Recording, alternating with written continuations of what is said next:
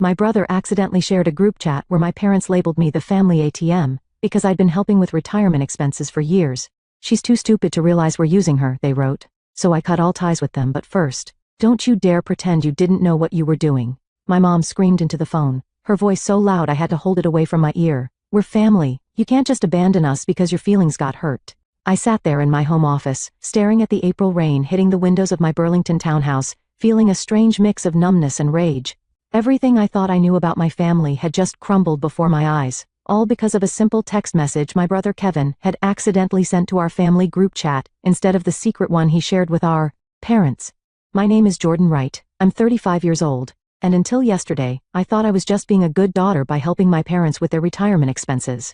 I'd built a successful marketing consulting business from scratch after college, and when it really took off 5 years ago, I started sending my parents extra money each month. They'd always struggled financially, and I wanted to make sure they could enjoy their retirement without worrying about basic expenses. What I didn't know was how they really saw me. The family ATM just sent another $3,000, my brother had texted, followed by my dad's response. LMAO, keep that gravy train running. She's too stupid to realize we're using her. Then my mother, just bought those golf clubs your father wanted. Jordan would flip if she knew her money was going to those instead of medication. The screenshots kept coming. Years of conversations about how to manipulate me, how to play on my sympathies, how to extract more money. I couldn't breathe as I scrolled through message after message. Kevin quickly tried to delete them, but it was too late. I'd seen everything. 3 years of them laughing at my generosity, planning expensive vacations while telling me they couldn't afford their medications, upgrading their cars while claiming their heating bill was overwhelming their budget. For the last day, my phone had been blowing up with texts and calls from my family. My dad swore they were just joking around. My mom said I was taking things out of context. Kevin claimed he was just going along with it to stay on our parents' good side. But their own words had exposed the ugly truth. The rain intensified outside, matching the storm raging inside me. I'd been financing their comfortable retirement for years, thinking I was helping them survive. Meanwhile, they'd been living it up, laughing at how easily they could manipulate their stupid successful daughter. The betrayal cut deeper than I could have imagined. A sharp knock interrupted my thoughts. I crossed to the door, still clutching my phone, and looked through the peephole. Kevin stood on my porch, soaking wet, his expression pleading. I felt my jaw tighten. I wasn't ready for this conversation, but maybe it was time to hear what he had to say. After all, I had some things to say too. I opened the door but blocked the entrance. What do you want? Kevin looked miserable, rain dripping from his hair. Jordan, please, can I come in? I can explain everything. Explain what? How you've all been laughing at me for years. I held up my phone, the screen still showing one of his texts. Just told Jordan Dad needs dental surgery. Ka-ching. It's not what it looks like, Kevin pleaded, his voice cracking. Mom and Dad, they started it, and I just went along with it. So, you were just following orders? Like some kind of financial Nazi? The words came out harsher than I'd intended, but I couldn't stop myself. I've been sending $3,000 every month, Kevin. That's $36,000 a year for 5 years. Do you know what that adds up to? Kevin looked down. I know it's a lot. $180,000, Kevin. And that doesn't include the extra for Dad's supposed medical expenses or Mom's broken furnace last winter.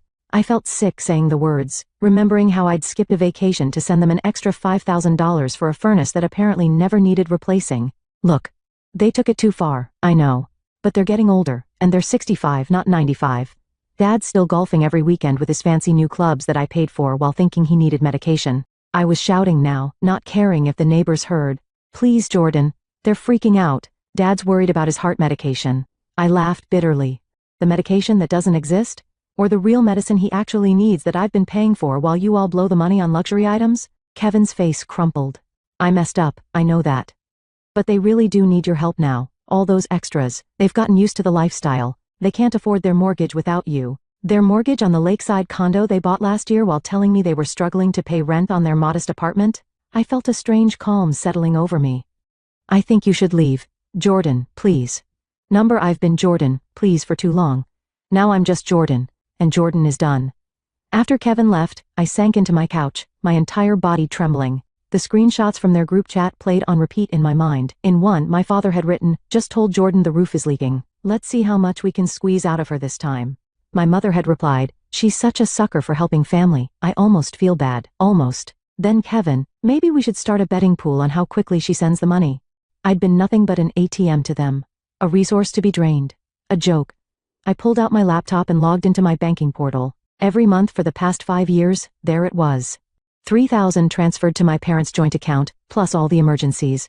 Another $40,000 over the years. Dental work that never happened. Car repairs for problems that didn't exist. Medical bills for treatments they never received. And what had I sacrificed? I delayed buying my own home for 2 years to help them with their supposed mortgage troubles.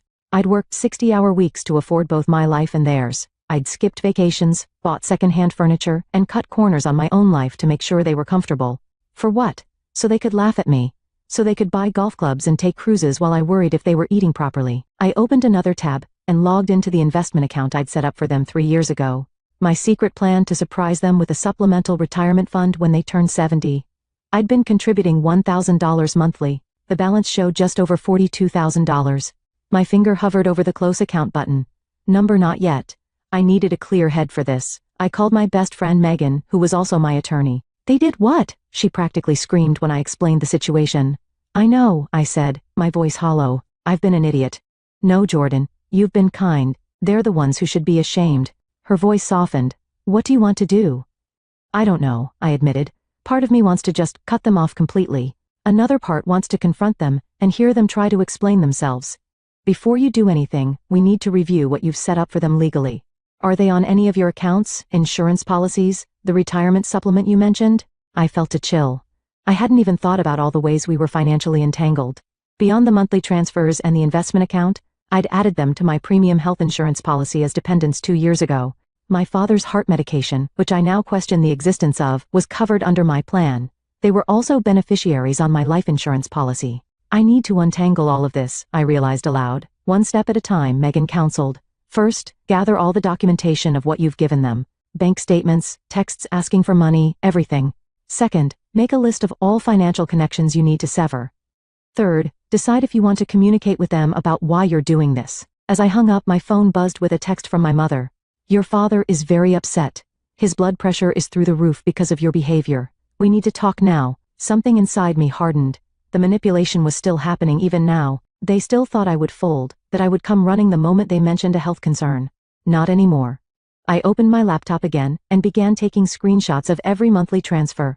Then I started a document titled Family Financial Support, 5 years, and began listing every dollar, every supposed emergency, every sacrifice I'd made. By the time I finished, the document was 12 pages long, and the truth was inescapable. I wasn't just hurt, I was done. The next morning, I woke up with a clarity I hadn't felt in years. My path forward was suddenly crystal clear. Before doubt could creep in, I called into work, telling my assistant I needed a personal day. This would require my full attention. "Jordan Wright speaking." I answered when my phone rang 20 minutes later. "Miss Wright, this is Samuel from Vermont Community Bank. I'm returning your call about closing an investment account." "Yes. Thank you for getting back to me so quickly." I took a deep breath. "I need to close the supplemental retirement account I set up for Robert and Patricia Wright." "I see. May I ask if there's a problem with the account?" "No problem with the account," I said. "Just a problem with the intended recipients." After confirming my identity and authority over the account, Samuel walked me through the process. Since I was the sole controller of the account, it had been intended as a gift. I could close it without my parents' knowledge or consent. The $42,680 would be transferred back to my primary account within 3 business days. "Is there anything else I can help you with today, Miss Wright?"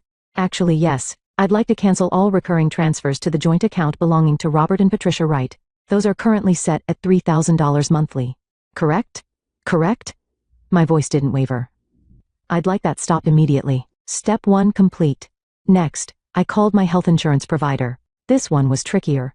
Mid-year changes to dependents required a qualifying life event, and discovering your parents have been scamming you wasn't on their list. But after explaining my situation to a sympathetic representative named Miguel, he found a solution. "Since they have their own residence and you no longer provide more than 50% of their financial support, we can process this as a change in dependent status," he explained. "They'll receive notification that they've been removed from your policy effective at the end of the month, which gives them 30 days to find alternative coverage." "That's perfect," I said. "Thank you for understanding. Family situations can be complicated," Miguel said kindly. "Been there myself." Step 2. Complete.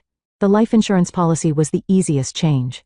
A simple online form removed my parents as beneficiaries and replaced them with a local children's charity. By noon, I'd systematically dismantled every financial connection to my family except one, My brother Kevin's student loan, which I'd been paying for the past 3 years. He still had 2 years of payments left at $580 monthly.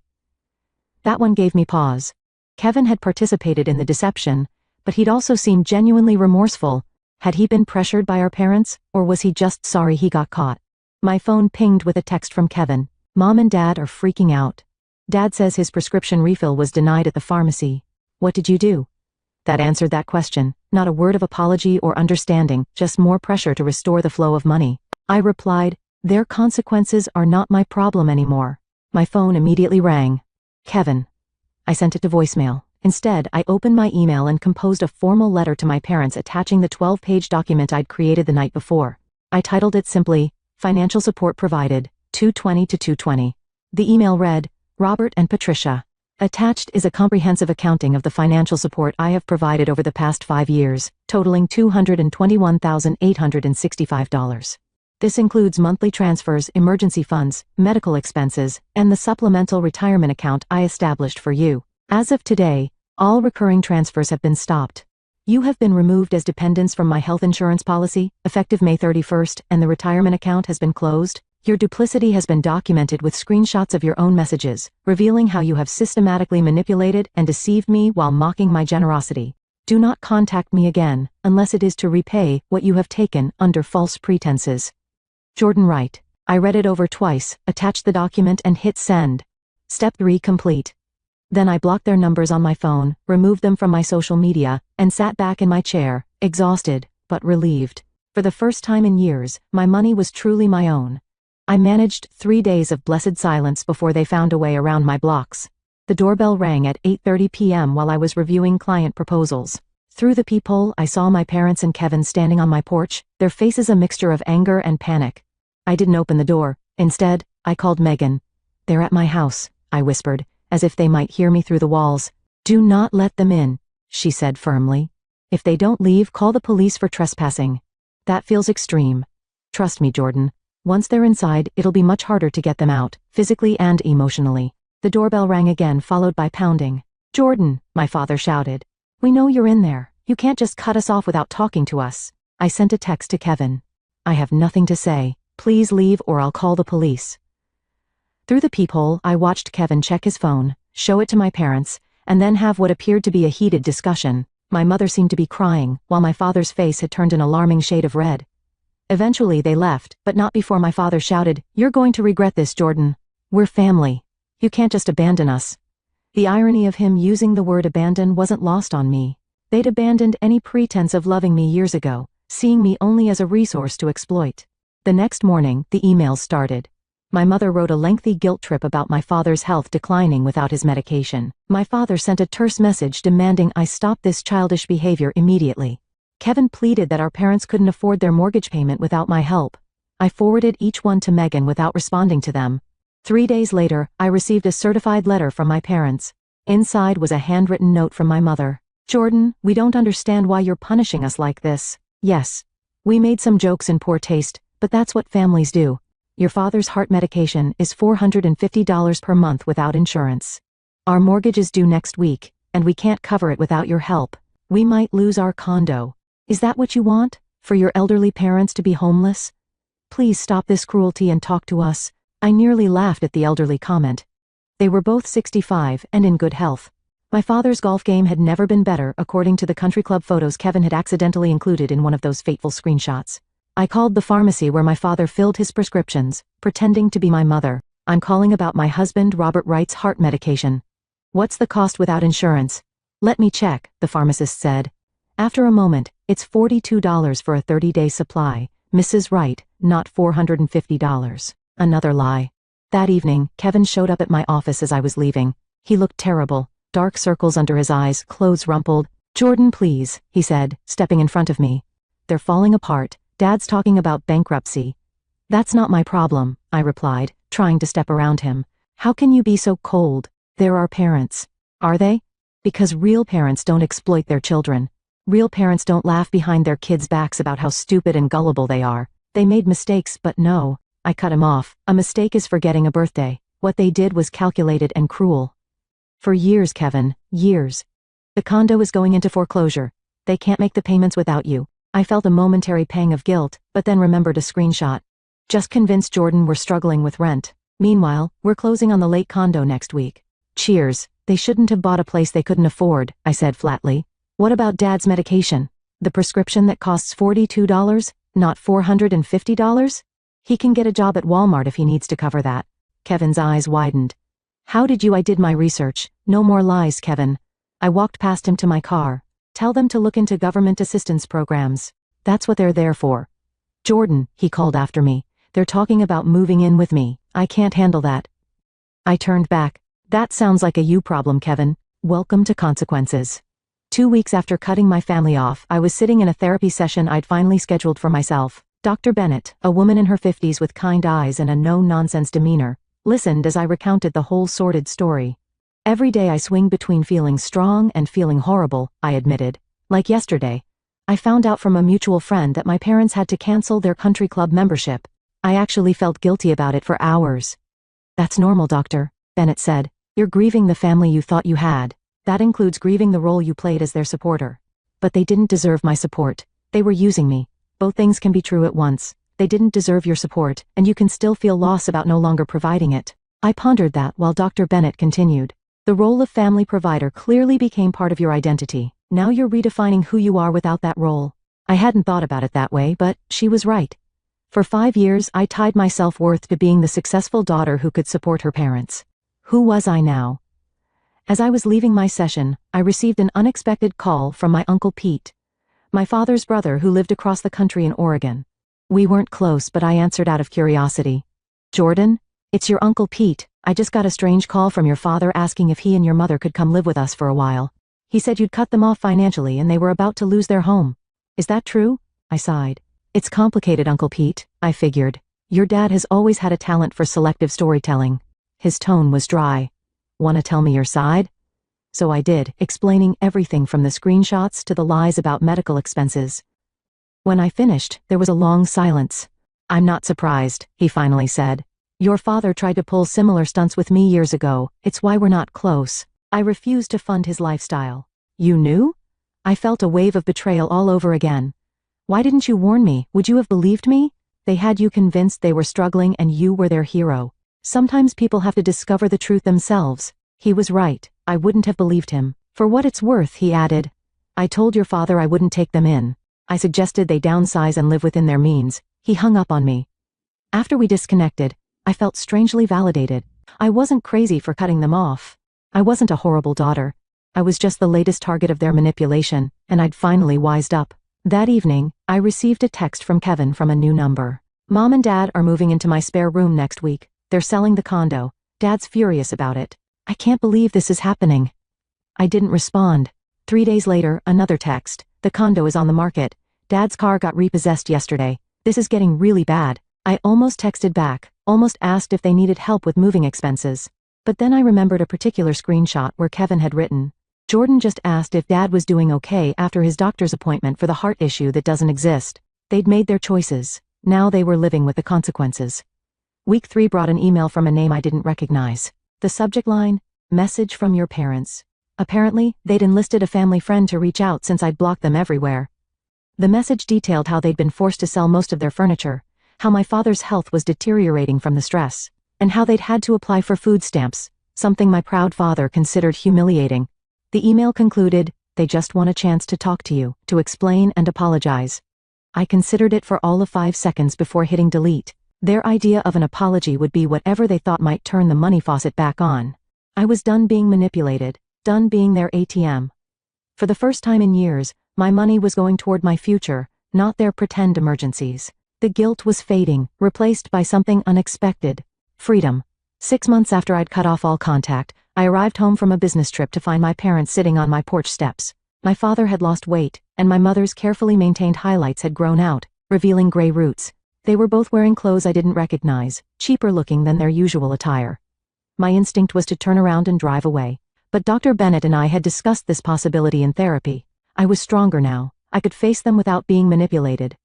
I parked in the driveway and approached slowly, my heart pounding. What are you doing here? Jordan. My mother's voice cracked. Please, we just want to talk.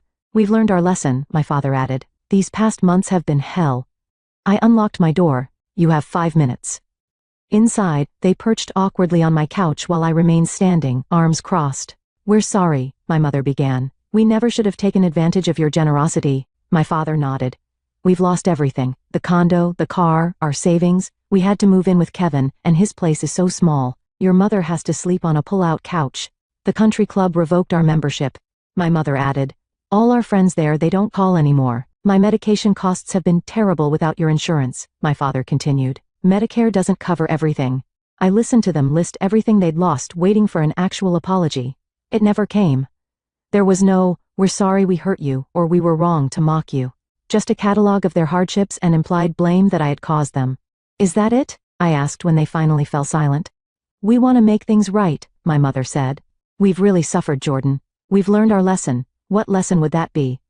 They exchanged glances. That we shouldn't have taken you for granted, my father finally said. Translation. They should have been more careful about getting caught. No, I said softly. You haven't learned anything. What do you mean? My mother asked, her voice rising slightly. We came all this way to apologize. No, you came all this way to tell me how much you've suffered without my money. Not once have you acknowledged how your betrayal made me feel. We said we're sorry, my father protested, for getting caught maybe. Not for what you did. I took a deep breath. In the past 6 months, I've thought a lot about what a healthy family looks like. It's not this. It's not treating your child like an ATM and mocking her behind her back. My mother's face hardened. So, you're just going to keep punishing us over a few jokes? This isn't punishment. This is me protecting myself from people who've shown they don't have my best interests at heart. We're your parents, my father said, as if that explained everything. And I was your daughter, not your personal bank. I moved toward the door, opening it. I wish you well. I really do. I hope you find a way to live comfortably within your means. But I can't be part of your lives anymore. You can't mean that, my mother whispered, tears forming. We need you. That's the problem. You don't need me. You need what I can provide. There's a difference. My father stood, anger replacing his earlier contrition. So that's it? After everything we've done for you? What exactly have you done for me, Dad, besides take and take and take? He had no answer. As they walked out the door, my mother turned back. You'll regret this, Jordan. Family is all you have in the end. I shook my head. No, Mom. Family is supposed to be the people who love you unconditionally. I've built that family with my friends. What you offered was just a transaction. I closed the door and leaned against it, listening to their footsteps retreat down the path. I expected to feel guilt or grief. Instead, I felt an overwhelming sense of peace. The ATM was permanently closed, and for the first time in my adult life, I was truly free.